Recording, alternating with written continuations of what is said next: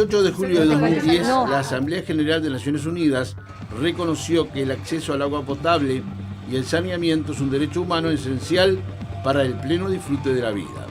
En 2015, en el marco de los Objetivos del Desarrollo Sostenible, nuevamente Naciones Unidas reclamó que los países en el mundo garanticen la disponibilidad de agua, su gestión sostenible y el saneamiento para todos. El pasado 22 de marzo se celebró en Uruguay el Día Mundial del Agua y con ese motivo se realizó un seminario sobre la temática.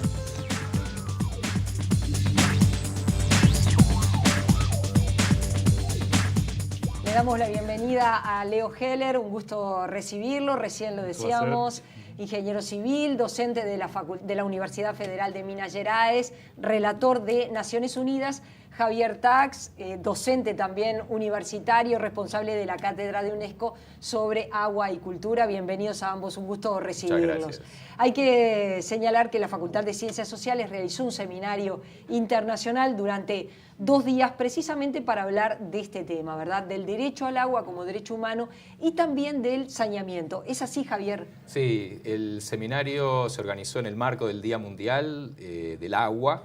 Y tú sabes, Uruguay, como recién se explicaba en la nota introductoria, desde el año 2004 en el mundo es pionero en poner el derecho humano al agua y el saneamiento como derechos fundamentales en la Constitución. Y entonces una cátedra sobre agua y cultura, que es un sentido muy amplio de cultura, bueno, el derecho, la construcción y realización de los derechos humanos es parte hoy día de nuestra cultura del agua. Y entonces queríamos compartir un poco con invitados extranjeros y también escuchar, conocer qué está pasando en otros países de América Latina sobre la situación del agua como prioritaria para el consumo humano y también lo del saneamiento, que es justamente el que más prioridad se le está dando hoy en día, porque el déficit en relación al derecho al saneamiento a nivel mundial y sobre todo también en América Latina es extraordinario en comparación incluso con el acceso al agua potable. Heller, en el caso del continente latinoamericano, el crecimiento económico se señala ha traído también problemas. Por ejemplo, la contaminación de los ríos, el cauce de los ríos, producto precisamente de la actividad económica. ¿Es así efectivamente como se percibe desde Naciones Unidas? Sí, sin duda el crecimiento económico tiene generado diferentes y nuevos desafíos en relación a la calidad de agua y también a cantidad de agua, porque los conflictos por el uso del agua vienen aumentando. Entonces, por ejemplo, en el seminario, algunas personas que estaban atendiendo preguntaron sobre los plaguicidas, los pesticidas en agua. Este es un problema muy serio en América Latina, porque hay una agroindustria, agronegocio muy expandido que viene provocando impactos en la calidad de agua con este tipo de producto, por ejemplo. Entre otros, las industrias también. Y no necesariamente las estaciones, las plantas de tratamiento de agua tienen una capacidad de remover alguna sustancia en un nivel que proteja la salud pública. Entonces, sin duda, ese es uno de los problemas relacionados al derecho humano al agua. Javier, ayer apareció en distintos medios de prensa cierta discusión entre productores agropecuarios y la OCE, institución rectora en nuestro país, por la construcción de un cerco, de un alambre, en torno a la represa de Paso Severino. Lo que señala la OCE es que se hace para precisamente evitar que las vacas tomen agua de ahí y que terminen contaminando. ¿Está bien, en definitiva, que OCE haya hecho este llamado a licitación y que se esté construyendo un cerco de alambre? Esa medida es parte de un programa, hasta donde yo entiendo, de las 11 medidas que en el año 2013 se habían propuesto desde el Ministerio de Medio Ambiente para mejorar, ¿verdad?, la calidad de las aguas de Santa Lucía.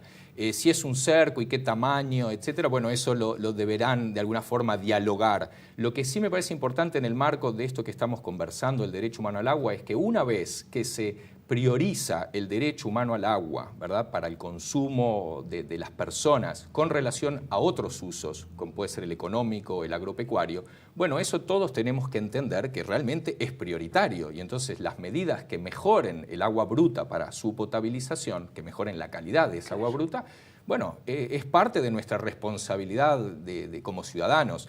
Obviamente es algo que genera quizás conflictos, diferencias entre sí. Bueno, eso lo que hay que ver es cuáles son los mecanismos que tenemos democráticos para ir resolviéndolos, ¿sí? Pero como medida está planteado ya hace un par de años y entonces todo reservorio de agua que va a ser para consumo humano debería tener las mejores prevenciones en términos ambientales. Y eso es importante. Normalmente se habla del derecho humano al agua, como decir, el agua que entra en la casa, o sea, lo que sucede dentro del ambiente.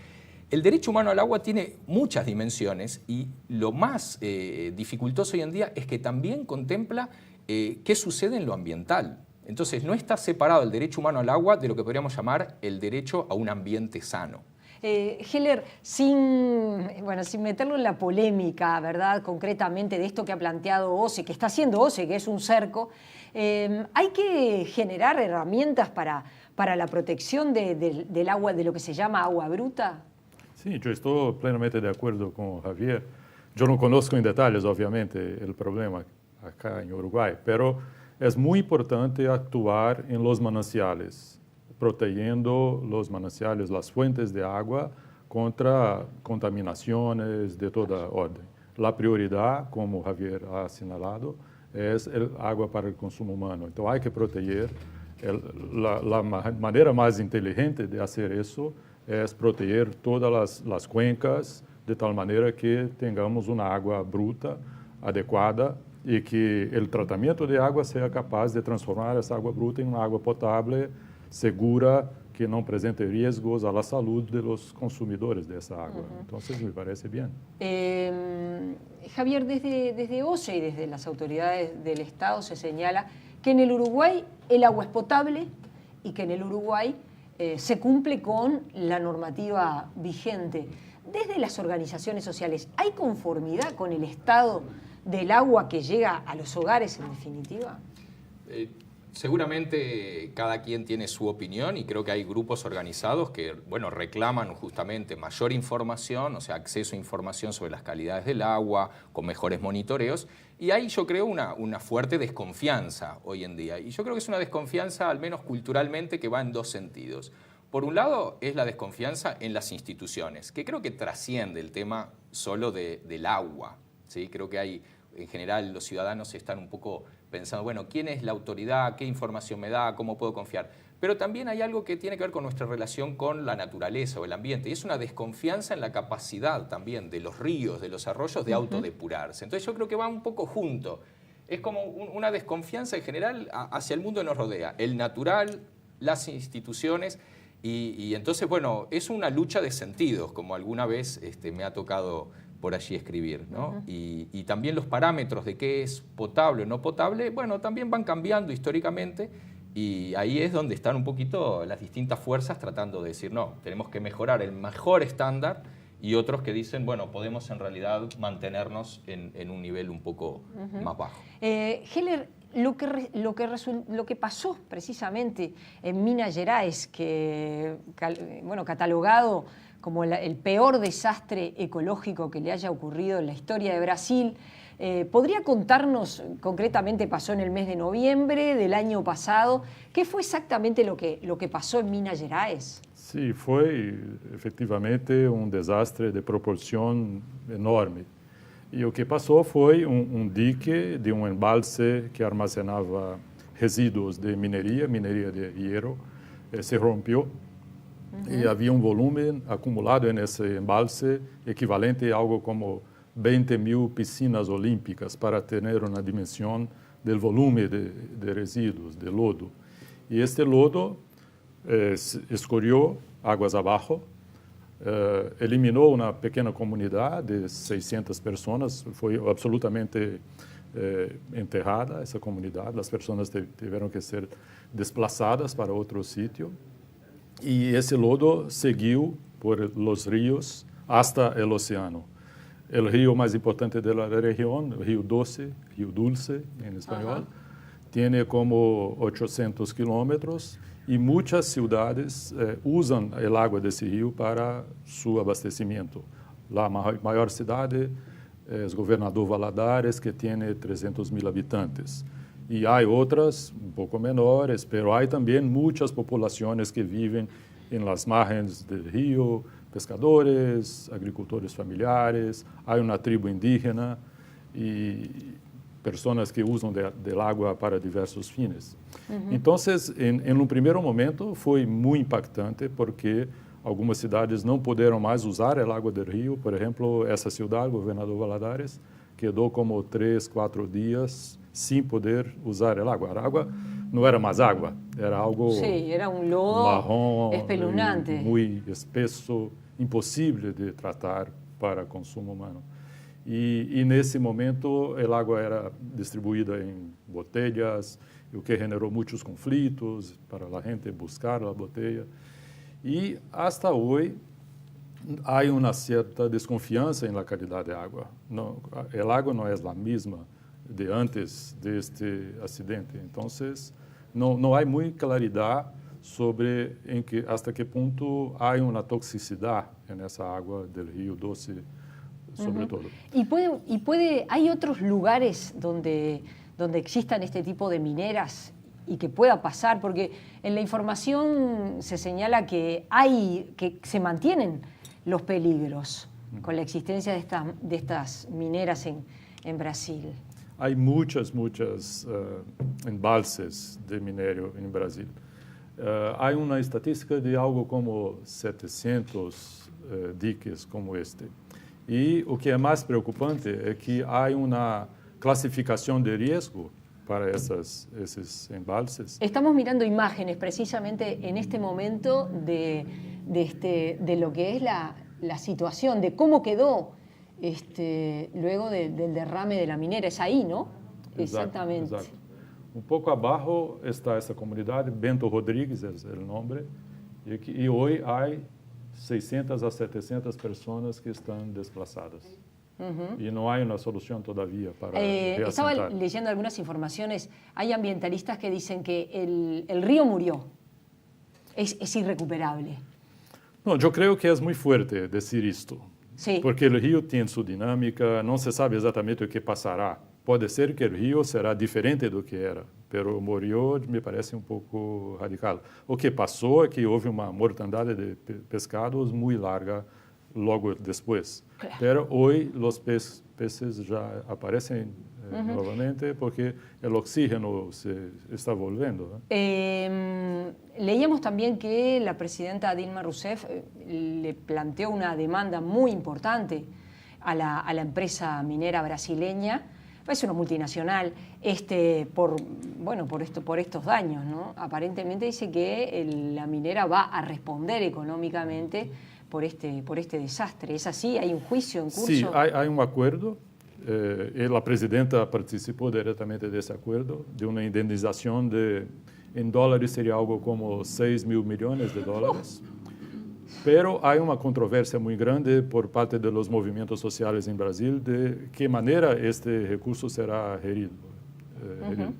Está se formando una fundación de derecho privado en que la empresa terá un poder de decisión muy fuerte en esta fundación. Y eso no está de acuerdo con las expectativas de la sociedad brasileña. Entonces hay una controversia muy fuerte. Hay una controversia importante. Y en el caso de Uruguay, un país que tiene un nivel de agua potable que abarca prácticamente el 94-95% de la población, no hacía el saneamiento. En el saneamiento no se está en esos mismos guarismos. ¿Es así, Javier? Sí, tal cual. Y fue justamente uno de los temas en una mesa redonda que organizamos durante el seminario, donde estuvieron autoridades nacionales y también de la Intendencia de Montevideo, que es la encargada del saneamiento en esta ciudad, y también un representante de MEVIR y dos investigadores. Y el tema con el saneamiento en Uruguay es que parece que el diagnóstico todos lo tenemos bastante claro de cuáles son las dificultades, pero es una situación muy compleja porque desde alteración del mercado de tierras, por ejemplo, cuando el saneamiento se construye, y entonces aumentan los costos de la tierra y la gente que está allí instalada se tiene que mover por causa del saneamiento por alcantarillado, es verdad, pero también tenemos muchas formas de lo que llama estáticas, ¿no? Técnicamente, ¿no? Formas de saneamiento estático individuales, donde son los propios vecinos, el propio dueño, que tiene que preocuparse de hacer, vaciarlo usando barométrica, y esos son costos bastante altos, y entonces no se realiza con la frecuencia que debería ser. La conclusión de esa mesa fue: obviamente hay por parte del Estado la necesidad de grandes inversiones para realmente cumplir con el derecho humano al saneamiento. ¿Se están haciendo? Se mostraron cifras de que hay avances. Lo que pasa es que partimos de una línea tan baja en ese sentido, de las inversiones realizadas históricamente, que no hay forma, y sobre todo con los mecanismos de financiamiento actual, que todo se basa en los ingresos de la propia OCE o de la Intendencia de Montevideo, y entonces como que faltaría ese fondo para dar un gran impulso. Ahí se discutió si los privados podrían o no intervenir, cuando en realidad nuestra Constitución dice que, no, porque quien está a cargo de llevar el saneamiento... la responsabilidad la tiene el Estado. Ahí está, las instituciones públicas. Heller, en el caso de América Latina y en particular de Uruguay, ¿cuáles son los mayores desafíos que tiene planteados? Yo diría que cuando se mira para los derechos al agua y saneamiento, y sobre todo en el nuevo marco de los objetivos de desarrollo sostenible, hay muchos desafíos. Y efectivamente las estadísticas sobre saneamiento muestran una brecha en relación a las estadísticas sobre agua, pero yo diría que la situación en el abastecimiento de agua también no es tranquilizadora, no es suficiente en la mayoría de nuestros países, porque las estadísticas no revelan nada sobre calidad de agua, sobre la regularidad en que las personas reciben esa agua, sobre la cantidad de agua. Hay situaciones en que se recibe 20 litros por habitante día, que no es suficiente para las necesidades. Y en relación al saneamiento también hay un conjunto de desafíos. Muchas de las soluciones que las estadísticas muestran como adecuadas no necesariamente cumplen con los requisitos de los derechos humanos, y hay, por un lado, una parcela de la población que necesita ter soluciones adecuadas sobre saneamiento, que no tienen. La parcela que tienen precisan tener una mejoría en sus soluciones. Y un desafío muy importante en saneamiento es el tratamiento de las aguas residuales, la protección del ambiente.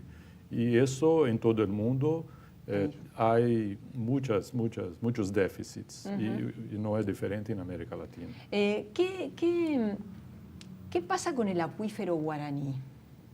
Porque eso es un agua subterránea, un agua compartida, además. ¿Cómo es la situación hoy día?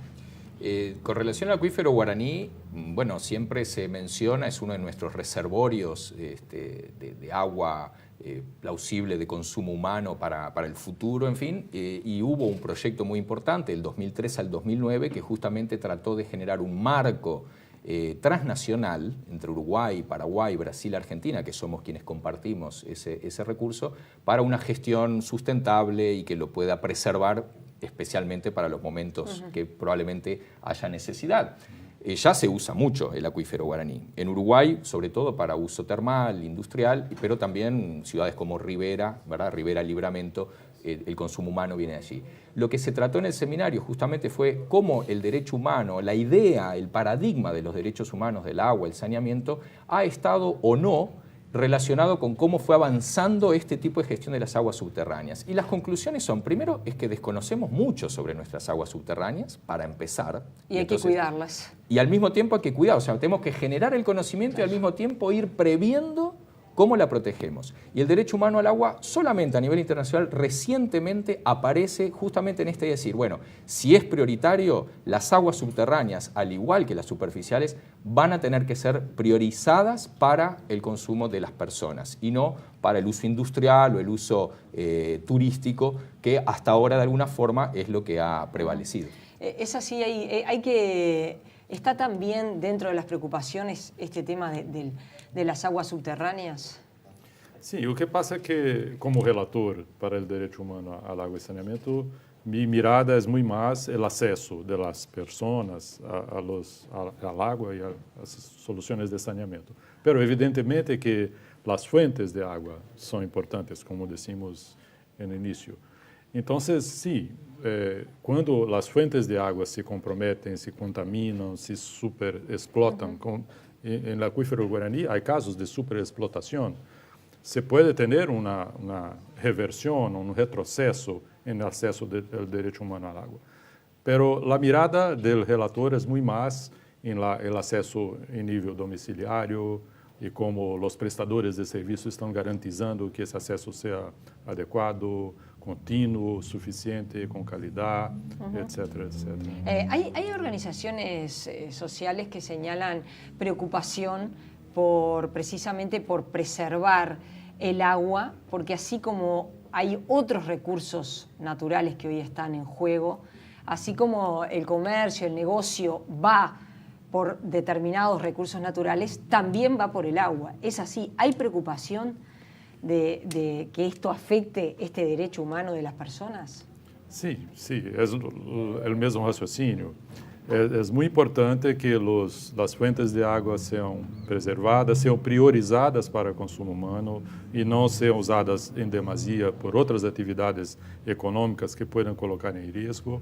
Entonces, sí, hay una relación muy importante entre el derecho al agua, al acceso al agua y las actividades, los conflictos por el uso, que están creciendo, obviamente, con el crecimiento económico. Por aquello de van por el petróleo, ahora van por el agua. Sí, parece parte de la canción de No te va a gustar, que justamente plantea eso. Bueno, creo que tiene que ver también con el uso de la tierra y los territorios, ¿no? A veces uno dice, bueno, pueden sacar el agua a granel del acuífero guaraní, llevársela para otro lugar en grandes tanques. No es tanto. El tema es, el agua hoy día tiene que servir para el consumo humano, tiene que también mantener los ecosistemas y además promover las prácticas sustentables de industria y de agropecuaria. O sea, es todo un nuevo paradigma que el derecho humano al agua lo que hace es decir, bueno, ese paradigma es una gran transformación social de fondo, tenemos que priorizar el consumo de las personas frente a otros servicios. Gracias por haber venido. Ha sido un gusto conversar con ustedes esta mañana. Nosotros continuamos.